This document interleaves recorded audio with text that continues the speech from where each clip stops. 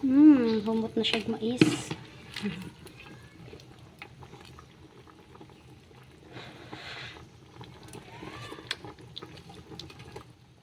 Palamian.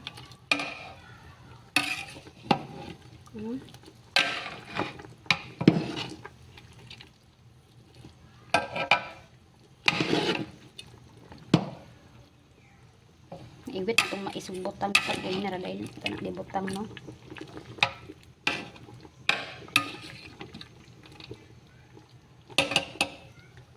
Kaya ito na ang atong repolyo kaya sa na oras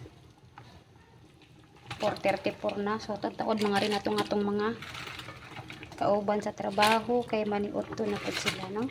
So tanan na siya lunod. Bahala di pa maluto ang mais kay panlasa ra man pud na siya. Pero next time ato i-apel na sa kuan maglata ba para mulasa gid siya mais sabaw sa mais ba ang sinabaw sa kuan karning baboy no.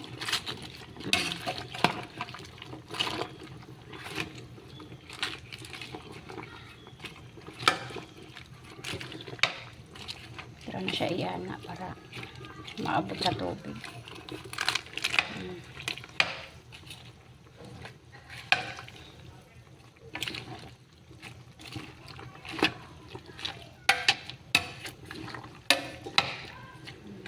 Sudanan ron. Pwede na magay na siya half cook ang repolyo para crunchy.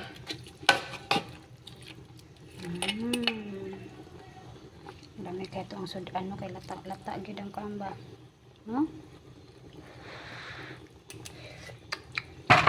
Asa pa sa lang atong nasa sa ato ang sabaw. Kagwapa. Para siyang takpan para dali lang maluto.